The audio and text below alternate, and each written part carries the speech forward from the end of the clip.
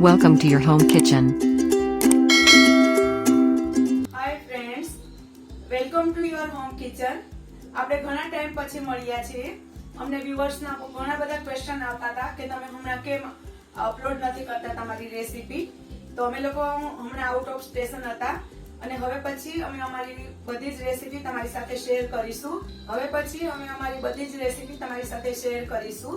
અને તમારી સાથે જ રહીશું. અને તમે લોકો જે અમને સાથ સહકાર આપ્યો એ બદલ તમારો ઘણો ઘણો આભાર. અત્યારે મેંગોની સીઝન એકદમ ફૂલ જોશમાં ચાલી રહી છે. આપણા ઘરમાં ઘણી બધી પાકેલી મેંગોઝ હોય છે. તો આપણને એમ થાય છે કે આટલી બધી મેંગોઝનું આપણે કરશું શું? તો તેના માટે અમે તમને બે રેસીપી બતાવીએ છીએ. ફર્સ્ટ રેસીપી છે ડ્રાય મેંગો પલ્પ, જે આપણે આઈસ્ક્રીમ છે, ફ્રૂટ સલાડ છે, પુડિંગ છે, જ્યુસ છે, એમાં આપણે યુઝ કરીને ખાઈ શકીએ છીએ. અને બીજું અમારે છે કે આપણે કેરીનો રસ જે અમે સ્ટોર કરીએ છીએ, આપણે જે કેમિકલ વગરનો હોય છે, આપણે ઘરનો રસ હોય છે, તો તે આપણે પૂરું વરસ આપણે ગમે ત્યારે આપણે ખાઈને આપણે એન્જોય કરી શકીએ છીએ. તો ચાલો ફ્રેન્ડ્સ, હવે આપણે આ બંને રેસીપી અમે તમને બતાવીએ. હેલો ફ્રેન્ડ્સ, આજે હું તમને આપણી આ કેરીની સિઝન છે એમાંથી બે આઈટમ તમને સ્ટોર કરી અને પૂરા વરસ ચાલે એની બે રેસીપી બતાવીશ. અત્યારે એકદમ ફાઇન કેરી આવે છે. આ મારી પાસે બે કેરી છે, એક હાફૂસ છે અને બીજી આ કેસર કેરી છે. કોઈ બી કેરીમાંથી આપણે બનાવી શકીએ છીએ, આપણી પાસે જે બી અવેલેબલ હોય એના માટે. હવે આમાંથી હું તમને કેરીનો રસ આખું વરસ કેવી રીતના સ્ટોર કરાય તે બતાવીશ અને બીજું એક મેંગો ડ્રાય બતાવીશ. એ આપણે બનાવી અને આપણે એનામાંથી મેંગો શેક, ફ્રૂટ સલાડ, પુડિંગ વગેરેમાં આપણે પૂરો વરસ વાપરી શકીએ છીએ. અને અને એને આપણે ભાખરી સાથે બી આપણે કેમ ઘી ગોળ ખાઈએ છીએ એવી રીતના આપણે મેંગોનો જે આપણે પલ્પ બનાવશું એ અને એમાં થોડું ઘી અને એને ભાખરી સાથે બી ખાઈ શકીએ છીએ, ભાખરી થેપલા સાથે બી ખાઈ શકીએ છીએ. આ આઈટમ મહારાષ્ટ્રીયન લોકો ખાસ બનાવે છે આપણે. અને આ તમે તમારા બચ્ચા ફોરેનમાં હોય તો બી તમે એને મોકલાવી શકો છો આવી રીતના મેંગો ડ્રાય કરીને. તો ચાલો ફ્રેન્ડ્સ, આપણે આ બંને રેસીપી જોઈએ.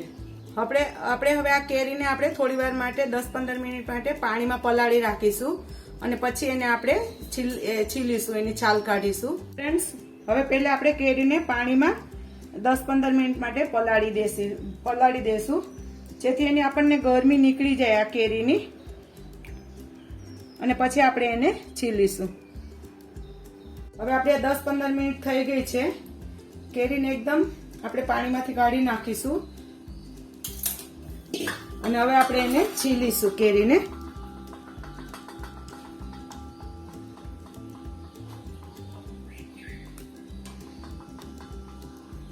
આ રીતના આપણે બધી કેરીને છીલી નાખીશું પહેલે.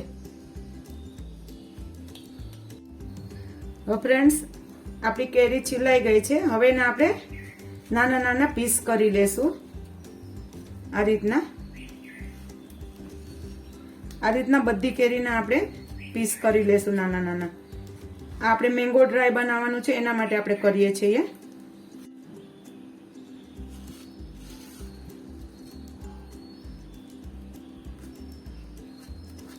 આ રીતના આપણે બધા પીસ કરી લેશું કેરીના, મેંગો ડ્રાય બનાવવા માટે થઈને.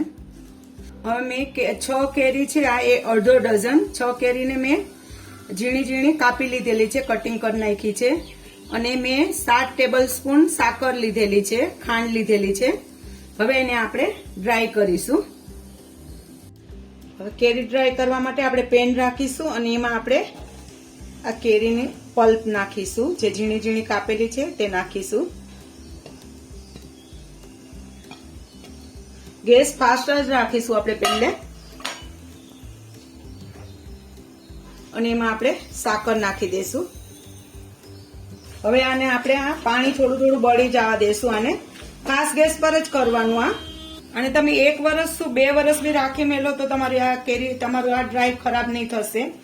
અને તમારે મેંગો શેક આનો બહુ ફાઇન બને છે. પછી તમારે કેરીની સિઝન ન હોય અને તમને ફ્રૂટ સલાડમાં બી નાખવું હોય તો બહુ ટેસ્ટી લાગે છે. પુડિંગમાં નાખી શકો છો તમે. થોડી તમે વધારે બી સાકર નાખી શકો છો, 1-2 ટેબલ સ્પૂન. 6 કેરીમાં 10 ટેબલ સ્પૂન બી નાખી શકો છો સાકર.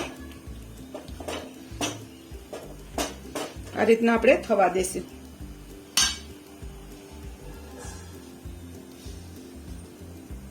મને હજુ 1 ટેબલ સ્પૂન મેં ઓર સાકર નાખું છું, એટલે 8 ટેબલ સ્પૂન તમારે નાખી જ દેવાની. તો જયારે આપણે મેંગો શેક ને બનાવીએ ને ત્યારે આપણને એમાં સાકર ઓછી નાખવી પડે એમ. આ પાણી છે આપણે તે આપણું બધું બળી જવા દેવાનું. આપણે પહેલે ફાસ્ટ ગેસ જ રાખવાનો, પછી આપણે સ્લો કરીશું થઈ જવા આવશે ત્યારે. જો ફ્રેન્ડ્સ આપણું આ ઘટ થવા લાગ્યું છે, 10 મિનિટ થઈ છે. એમાં વચ્ચે મેં પાછું થોડું સ્લો ફાસ્ટ કર્યું. બહુ ઉડવા લાગે ને આપણને તો આપણે પાછું સ્લો કરી દેવાનું, કેમ કે આપણા હાથ આપણા દાજી ન જાય એના માટે. પાછું તમે સ્લો કરો એટલે ઉડવાનું બંધ થઈ જાય. જો આવી રીતના ઉડવા લાગે એટલે આપણને સ્લો ફાસ્ટ કરીને કરવાનું. ઘણું પાણી બળી ગયું છે આપણું, જોયું તમે. અને કેરી છે ને હંમેશા આપણે રસ ભરવો હોય કે આ કઈ કરવું હોય તો એમાં સડેલી કેરી નહીં લેવાની, કેમ કે આપણને પૂરો વરસ રાખવાનું હોય, એટલે સારામાંની કેરી લેવાની. હવે આને આપણે સ્લો કરી દેશું ને વચ્ચે વચ્ચે આપણે થોડું હલાવતા જશું. પછી હવે આને આપણે થોડી વાર સ્લો પર થવા દેશું. જો પાણી ઘણું બળી ગયું છે. હવે આપણે જો 10 મિનિટ સ્લો ગેસ પર રાખ્યું તો ઘણું એ થઈ ગયું છે. હવે આવી રીતના સ્લો ફાસ્ટ તમને જેમ ઠીક લાગે એ પ્રમાણે, એકદમ ફાસ્ટ પર નહીં થશે. સ્લો ફાસ્ટ કરીને તમારે કર્યા કરવાનું. બસ હવે થઈ જવા જ આવ્યું છે. હવે થોડું પાણી લાગે છે આપણને. અને આ ફ્રીઝમાં મૂકશો ને તો બી આનો બરફ કેવું નહીં થઈ જશે, આવી રીતના જ નીકળશે. બસ 2-4 મિનિટમાં થઈ જશે. જોયું તમે, પાણી બળી જવા આવ્યું છે બધું. જો ફ્રેન્ડ્સ હવે થઈ જવા જ આવ્યું છે, આપણું પાણી બળી ગયું છે. જો મેં આવી રીતના આ થઈ જાય. આપણને કેટલી 20 થી 25 મિનિટ જેવું થાય. પહેલે આપણે ફાસ્ટ રાખવાનું, પછી સ્લો ફાસ્ટ કરીને આને કરવાનું આપણે. હવે આને આપણે ઠંડુ થવા દેશું અને પછી સ્ટોર કરીશું. 2-3 મિનિટ હજુ ચલાવીએ. એ તો તમે બનાવશો ને એટલે તમને આપને આપ જ ખ્યાલ આવી જશે કે આ થઈ ગયું છે. અને ખાંડ તમે છે ને 10 ટેબલ સ્પૂન નાખો તો બી વાંધો નહીં. થોડું મીઠું ખાતા હોય એકદમ તો આપણને ક્યારે ફ્રૂટ સલાડમાં એમાં નાખવું હોય તો બી વાંધો નહીં, મેંગો શેક બનાવીએ ત્યારે. આ જોયું. હવે આ કિનારી બી છોડે છે, જોયું. જો હવે આપણને આ નથી થતું એકદમ, પર આ જો થઈ ગયું છે ને. હવે એનું આપણને પાણી દેખાતું નથી. આ જો તમે આમ કરશો તો હવે નથી એટલું બધું ઉઠતું કઈ, અને થઈ ગયું છે. હવે આપણે આને બંધ કરી દઈએ. બસ આ સ્ટેજ પર આને બંધ કરી દેવાનું. આ જો હવે પાણી દેખાતું નથી અંદર. આપણું જો ફાસ્ટ ગેસ છે છતાં પણ ઉપર નથી આવતું. હવે થઈ ગયું છે. ચલો હવે આપણે આને બંધ કરીને ઠંડુ થવા દઈએ, પછી આપણે એને સ્ટોર કરીશું. હવે આને ઠંડુ થાય, એકદમ ઠંડુ થાય પછી સ્ટોર કરવાનું છે આપણે. ફ્રેન્ડ્સ જો આપણું મેંગો ડ્રાય એકદમ ઠંડુ થઈ ગયું છે. હવે મારી પાસે આ એરટાઇટ બોક્સ છે, એમાં આપણે એને ભરી અને આપણે ફ્રીઝરમાં સ્ટોર કરીશું. આપણે જ્યારે યુઝ કરવાનું હોય એની પહેલા આમાંથી આપણે ચમચીથી એકાદી કલાક પહેલા કાઢી લેવાનું, એટલે એકદમ મસ્ત થઈ જશે.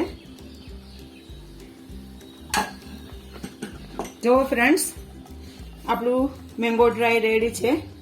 આપણે આને આખા વર્ષ સાચવી શકીશું અને ગમે ત્યારે ગમે તે ચીજમાં આપણે એને યુઝ કરી શકીશું. હવે આને આપણે ફ્રીઝરમાં રાખી દઈશું. આપણને જ્યારે જોતું હોય ત્યારે આપણે એમાંથી લઈને વાપરી શકીએ છીએ. તો ફ્રેન્ડ્સ અમે ગયા વર્ષે બનાવેલું હતું, હજુ એવું ને એવું જ છે. અને 2-3 વર્ષ સુધી કંઈ નથી થતું. જુઓ તમે. અને આપણને બહાર મોકલવું હોય, ફોરેનમાં બચ્ચા રહેતા હોય ત્યાં, તો સાકર થોડી વધારે નાખવાની. 8ની જગ્યાએ 10 થી 12 જેવી સાકર નાખી દેવાની, એટલે વાંધો ન આવે. જો કેટલું ફાઇન છે, હજુ એવું ને એવું જ છે. આ મારું લાસ્ટ યરનું છે બનાવેલું, અને આ આપણે હમણાં બનાવ્યું તે છે.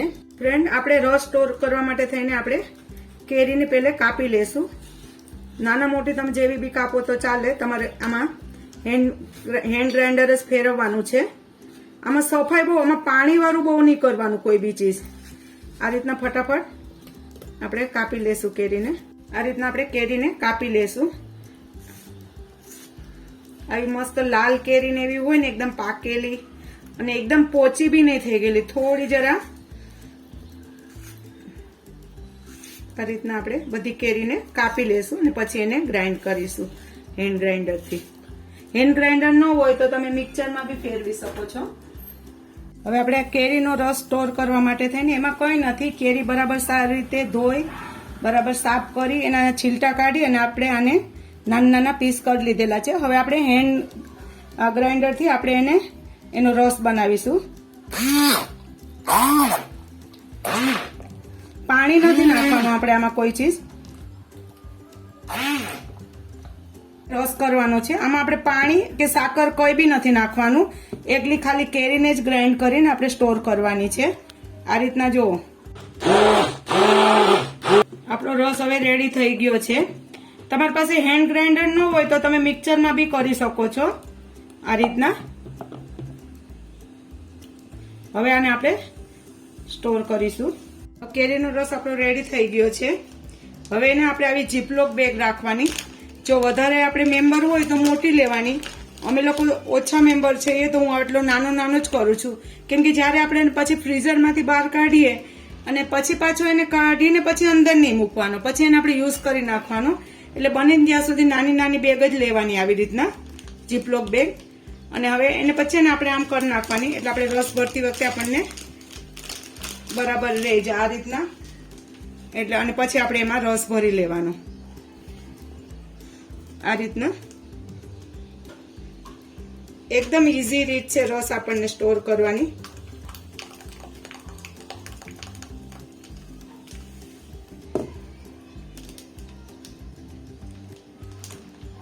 હવે જો એકદમ આપણે આને રસને આ જીપલોક બેગમાં ભરી લીધેલો છે અને આવી રીતના કોઈ બી ઓલામાં આપણે ફ્રીઝરમાં આને મૂકી દઈશું.